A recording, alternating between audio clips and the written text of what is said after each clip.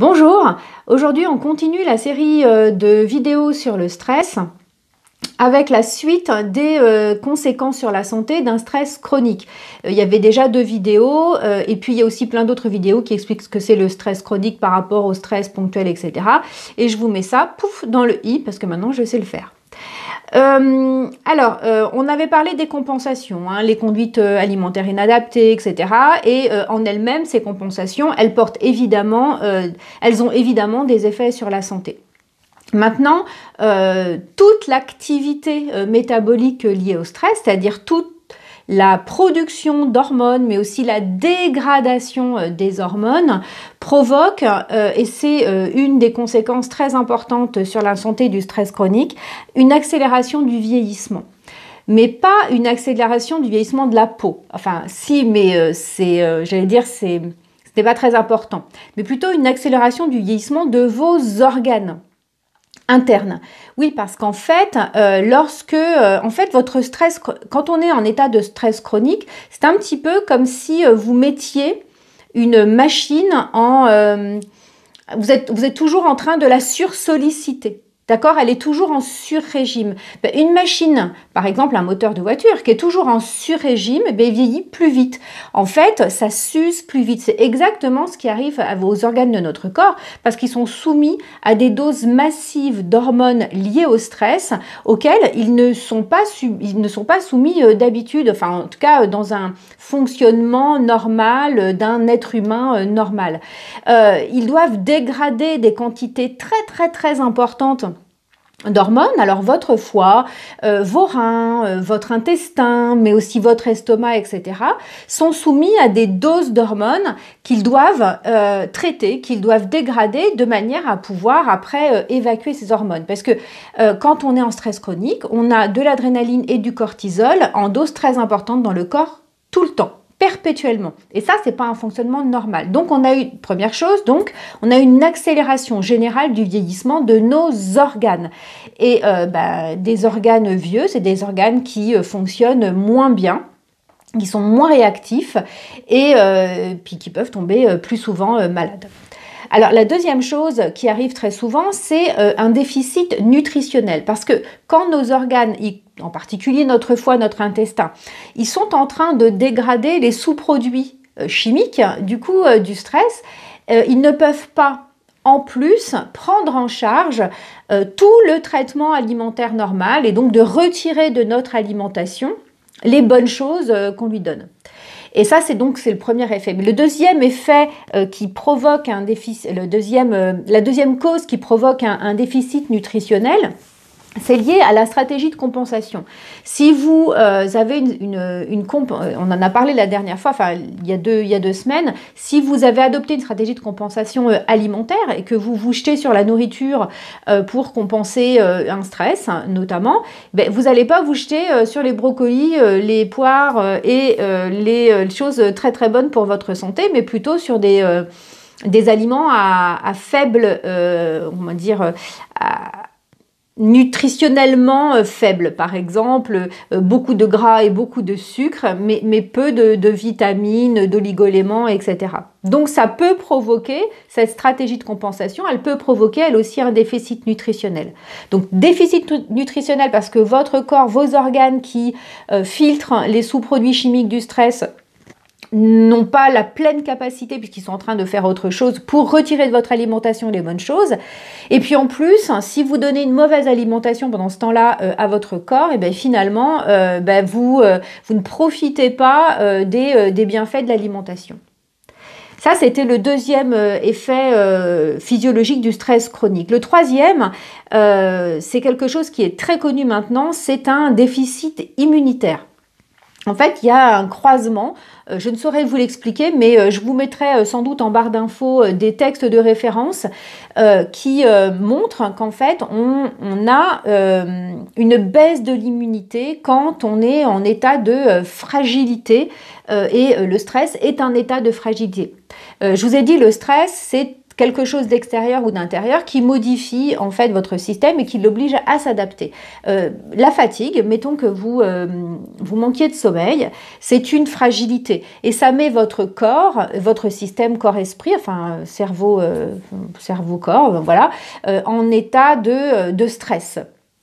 Eh bien, on le sait très bien, quand on est fatigué, c'est des moments de la vie où en fait on va choper toutes les petites maladies qui traînent, alors les rhumes, les gastro-entérites, toutes ces petites choses qui traînent, ben, d'habitude on est résistant et on n'est pas malade. Et ben, quand on est particulièrement fragilisé, que ce soit par une grosse fatigue ou par un problème affectif, ben, finalement c'est des moments où on va être plus vulnérable finalement à ce genre de maladie. Et puis on sait aussi que les maladies de l'immunité, qui ne sont pas liées au stress, notamment par exemple la sclérose en plaques, on va avoir des poussées de sclérose en plaques, c'est une maladie auto-immune, la sclérose en plaques. On va avoir des poussées de sclérose en plaques dans les moments de grand stress. Et ça, c'est plutôt assez connu. Dans le cortège des problèmes physiologiques liés au stress chronique, on va avoir notamment les ulcères à l'estomac.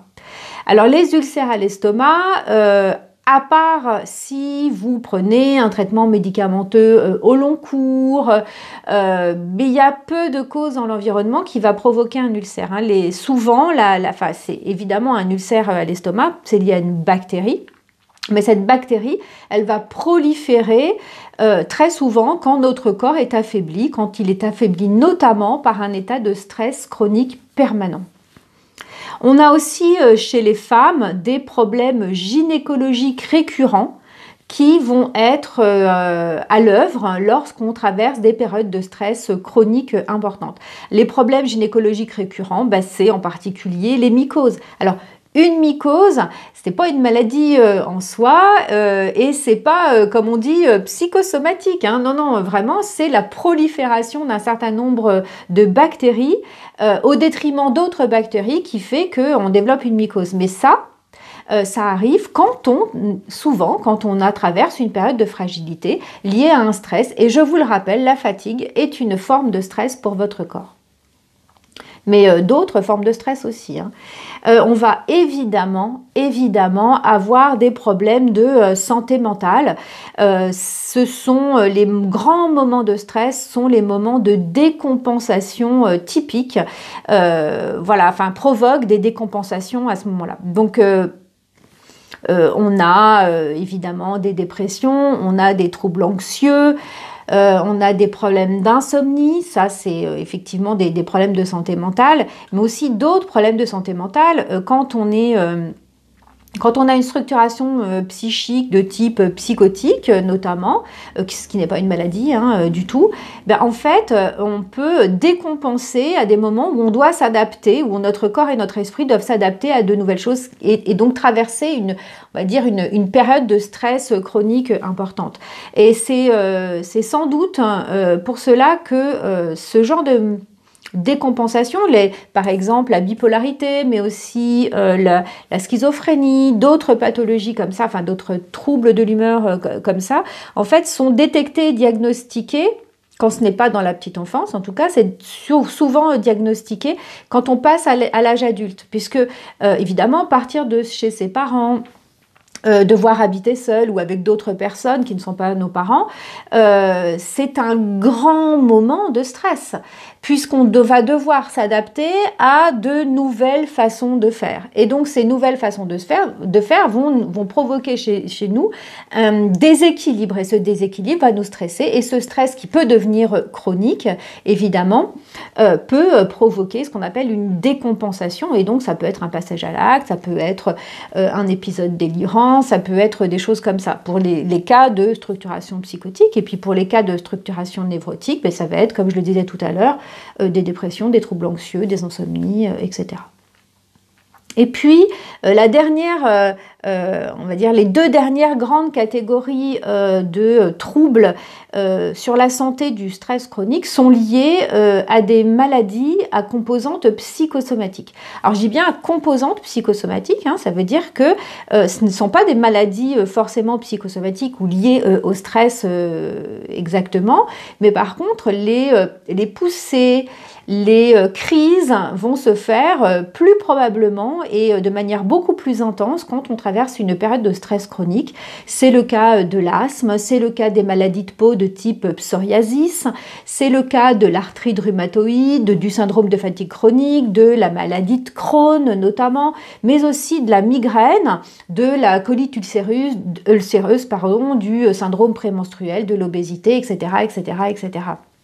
Alors, je le répète, hein, tout ça, ce ne sont pas des maladies imaginaires, ce sont de réelles maladies, mais dont les crises, les poussées, les moments d'évolution intense vont être bien plus importants quand on est dans une situation de stress chronique.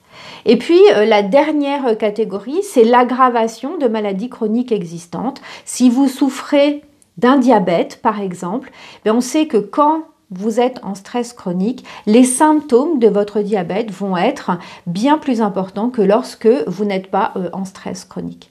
Donc vous avez tout intérêt à faire prendre en charge, déjà à reconnaître, à identifier que vous êtes en stress chronique et puis à faire prendre en charge cette pathologie-là. Donc, la prochaine fois, la semaine prochaine, on se refera une petite vidéo. Je ferai un très rapide résumé de tout ce qu'on a vu jusqu'à maintenant.